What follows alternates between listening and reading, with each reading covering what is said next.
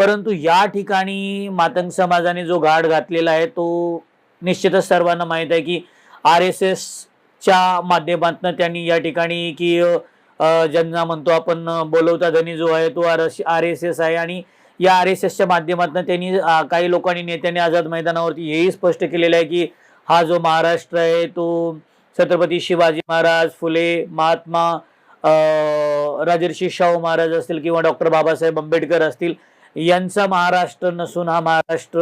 हेगडेवार, गोलवलकर किंवा RSSचे तथाकथित असे कोणते जे नेते आहेत त्यांचा हा महाराष्ट्र आहे।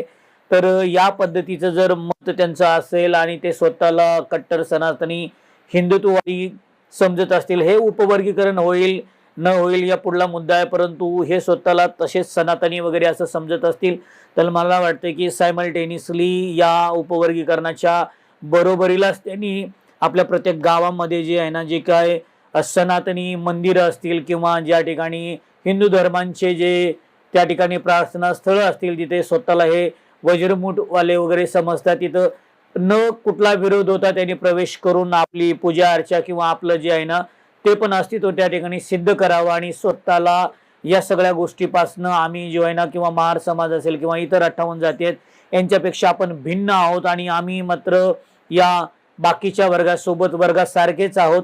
हे त्यांनी या ठिकाणी सिद्ध करावं। म्हणजे त्यांना पण आपली मी तर सो कॉल्ड म्हणतो की लायकी समजून येईल। त्याच्यासाठी मला वाटते की या ठिकाणी जो महार समाज असेल किंवा इतर शेड्युल्ड कास्ट असतील त्यांच्या सोबतच मातंग समाजाने